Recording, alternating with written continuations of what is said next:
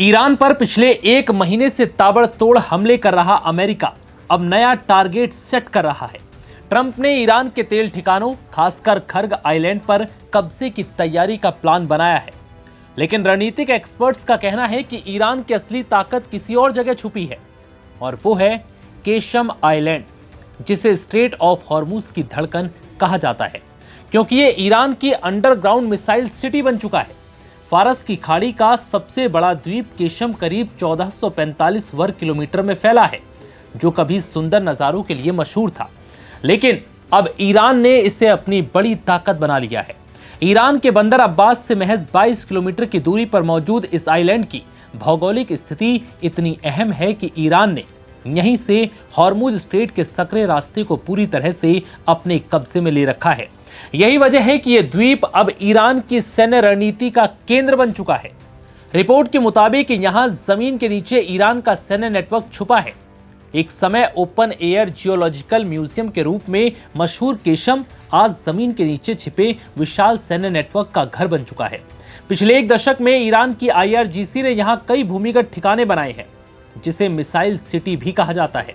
Concrete से बनाए गए ये ठिकाने बेहद मजबूत हैं, जहां बिजली और आंतरिक परिवहन जैसी तमाम सुविधाएं मौजूद हैं, जिससे ये हवाई हमले से पूरी तरह से सुरक्षित रहता है और जवाबी हमले के लिए भी सक्षम है।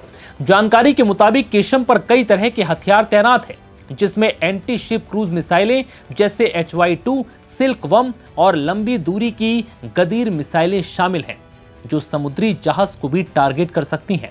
इतना ही नहीं, इसके अलावा खैबर शेकेन, कियाम-1, गद्र और एमाद जैसी बैलिस्टिक मिसाइल की भी यहां मौजूदगी है। दरअसल ईरान का दावा है कि उसके पास हजारों प्रिसिशन गाइडेड हथियार हैं, जो आधुनिक टेक्निकल वॉरफेयर सिस्टम को भी चकमा दे सकती हैं।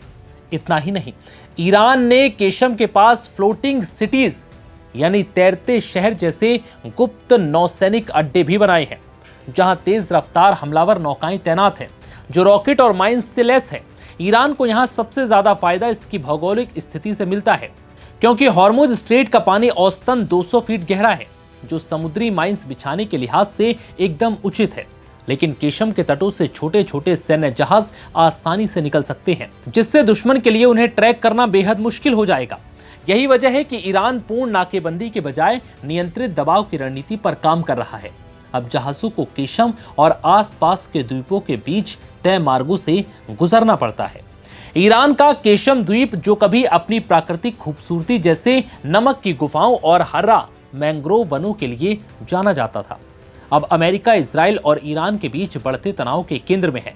7 मार्च 2026 को अमेरिकी एयर स्ट्राइक ने द्वीप के एक डिसेलिनेशन प्लांट को निशाना बनाया, जिससे 30 गांवों की पानी सप्लाई ठप हो गई। इसके जवाब में IRGC ने बहरीन में अमेरिकी सैन्य ठिकानों पर हमला किया।